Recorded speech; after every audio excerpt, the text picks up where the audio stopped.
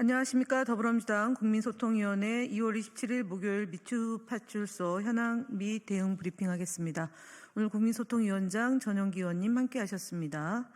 허위조작정보감시단 양문석 의원님 함께하셨습니다.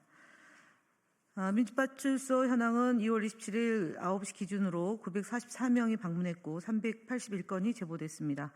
매체별로는 유튜브가 30.71%로 제일 높은 수치를 기록하고 있으며 네이버가 22.83%, SNS가 16.28%, 커뮤니티가 3.41%로 제보됐습니다.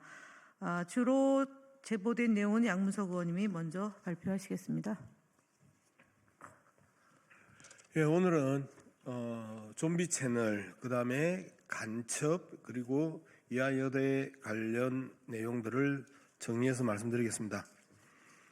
먼저 불법 도박 사이트를 홍보하던 유튜브 채널이 좀비 채널로 변경되어 허위조작 정보를 유포하는 정황이 포착되었습니다. 기존에 불법 도박 광고를 주로 하던 채널들이 현재는 정치적 허위조작 정보를 살포하는 방식으로 운영되고 있으며 일부 채널에서는 여전히 도박 사이트 홍보 문구와 영상이 남아 있는 것으로 확인되었습니다. 특히 이러한 불법 도박 네트워크는 여전히 활발히 운영 중이며 주식 및 가상자산 가짜 거래소 회원 모집, 부업을 미끼로 한 보이스피싱 사기 등과 연결될 가능성이 높습니다. 도박 홍보 방식과 좀비 채널의 운영 방식이 유사하다는 점에서 단순한 허위 정보 유포를 넘어서 조직적인 범죄 행위로 확산될 우려가 크고 사실상 조직적 범죄라고 저희들은 확신하고 있습니다. 다음으로 내란 우두머리 피의자 윤석열의 헌법재판소 최후 진술 이후 이태원 참사 대북 공작설이 다시 유포되고 있는 정황도 확인되었습니다. 극우 커뮤니티에서는 이태원 참사 직후 진상규명을 요구한 민주당이 북한 지령을 받은 간첩단과 동일한 행동을 했다는 윤석열의 발언을 악용하여 허위 사실을 퍼뜨리고 있습니다. 이는 단순한 왜곡이 아니라 참사로 고통받는 피해자와 유족을 외면한 채 극우 지지층 결집을 위한 정치적 도구로 이용하고 있는 것입니다. 부정선거 음모론과 마찬가지로 사실을 조작해 국민을 선동하고 갈등을 유발하는 아주 악의적인 행태입니다. 지난 2월 26일 이하여대에서 열린 탄핵 찬반 집회에서 벌어진 충돌 사건과 관련하여 또다시 허위 사실이 유포되고 있습니다. 신남성연대 유튜브 배인규와 탄핵 찬반 집회 참가자들이 몸싸움을 벌이는 과정에서 일부 참가자가 넘어지는 장면이 온라인에 확산되자 극우 커뮤니티에서는 빨갱이들이 자해 공갈을 했다, 배인규를 폭행했다, 간첩들이 하는 짓과 꼭 같다는 허위 주장과 조롱이 이어지고 있습니다. 특히 일부 게시판에는 CX, 짱깨 X들 다 화형시켜버렸으면과 같은 극단적 혐오 표현이 포함되어 있어 정치적 선동을 넘어 심각한 정오 범죄를 조장하는 수준에 이르고 있습니다.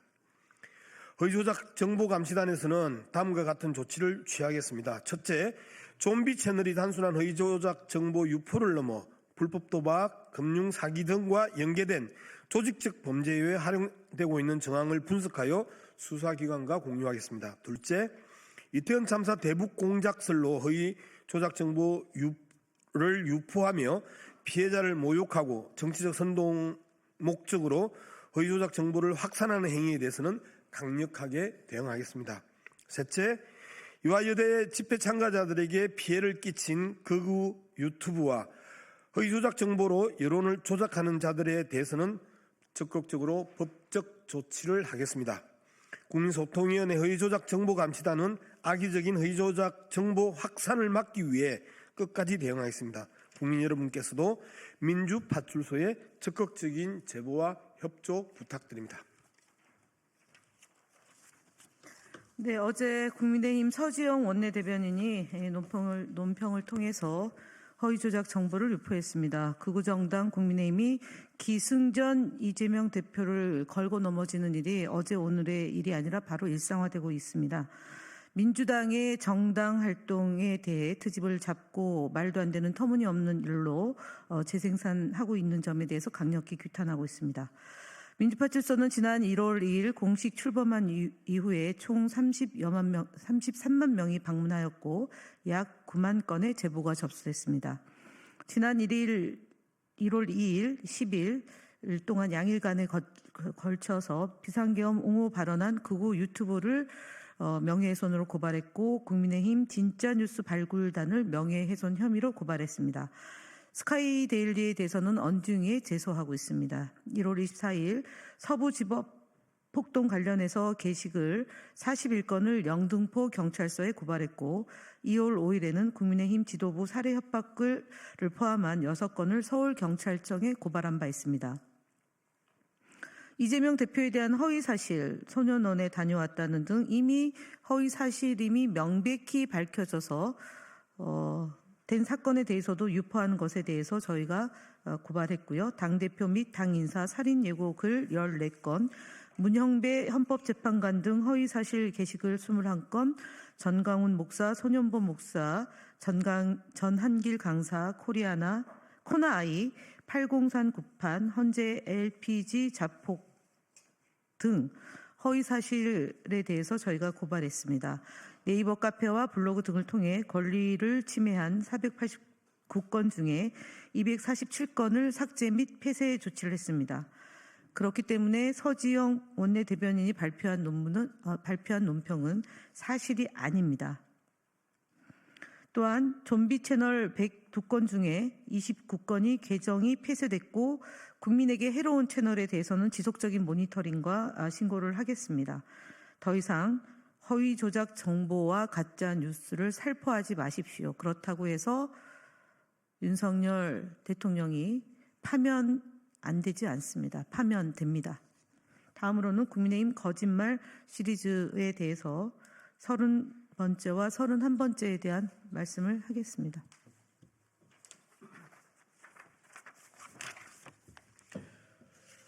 네, 국민의힘 거짓말 시리즈 30번째 발표드리겠습니다. 국민의힘 나경원 의원은 지난 18일 헌법재판소와 중앙선거관리위원회, 감사원 등 헌법기관 및 국가기밀을 다루는 기관에서 외국인 공무원의 임용을 제한하고 이미 임용된 외국인 및 복수국적 공무원에 대한 보안심사를 대폭 강화하겠다는 헌법재판소법 개정안 및 국가공무원법 개정안을 발의하겠다고 예고했습니다. 그러나 헌법연구관은 국가공무원으로서 사실상 법관과 동일한 신분이 보장되며 사법시험을 통과해야만 채용될 수 있습니다. 즉 외국인은 특정직 공무원이 될 수 없습니다. 실제로 중국인이나 화교 출신의 헌법연구관은 존재하지도 않습니다. 또한 중앙선거관리위원회는 2023년 11월 30일 공직선거 사무편람을 개정하여 대한민국 국민이 아닌 사람은 투개표 사무원으로 위촉할 수 없도록 조치했습니다. 그럼에도 불구하고 나경원 의원은 윤석열 대통령의 비상계엄 옹호를 위해 존재하지도 않는 중국몰이를 펼치고 있는 것으로 보입니다. 심지어 단순히 이름이 중국식이라며 요즘 초딩도 안 하는 조롱 섞인 행동을 보이고 있는 것으로 생각합니다. 이러한 극우적 행보는 심각한 우려를 낳습니다. 나경원 의원은 근거 없는 선동을 멈추고 책임 있는 정치를 하시기를 바랍니다. 국민의힘 거짓말 시리즈 31번째입니다. 윤석열 대통령은 지난해 11월 7일 대국민 담화 및 기자회견에서 그 당시 공관위원장이 우리 정진석 비서실장인 줄 알고 있었다고 발언했습니다. 새빨간 거짓말이었습니다. 그러나 윤석열 대통령도 모를 리 없었을 거라고 봅니다. 윤석열 대통령은 2022년 5월 9일 명태균 씨와의 통화에서 김영선 전 의원의 공천과 관련하여 내가 상현이한테 한 번 더 얘기할게. 걔가 공관위원장이니까 라고 말했습니다. 즉 당시 공관위원장이 누구인지 정확히 알고 있었던 것입니다. 1년이 조금 지났다고 해서 이러한 사실을 잊었다면 대통령으로서의 자격이 의심스러우며 만약 의도적으로 거짓말을 했다면 이는 더욱 심각한 문제로 볼 수 있습니다. 윤석열 대통령은 말할 때마다 사실을 왜곡해서 이제는 어떤 말이 진실인지조차 의심스러운 상황이 됐습니다. 명태균 씨의 황금폰이 점점 수면 위로 떠오르고 있습니다. 윤석열 대통령의 거짓말도 하나둘씩 드러나고 있습니다. 이제 진실 시간이 다가오고 있다고 보입니다. 윤석열 대통령께서는 대한민국의 대통령으로서 최소한의 자존심과 품격은 지켜주시기를 바랍니다. 국민소통위원회는 윤석열 대통령 탄핵과 관련해 무분별하게 확산되고 있는 허위 조작 정보에 대해 단호히 대응할 것입니다. 감사합니다.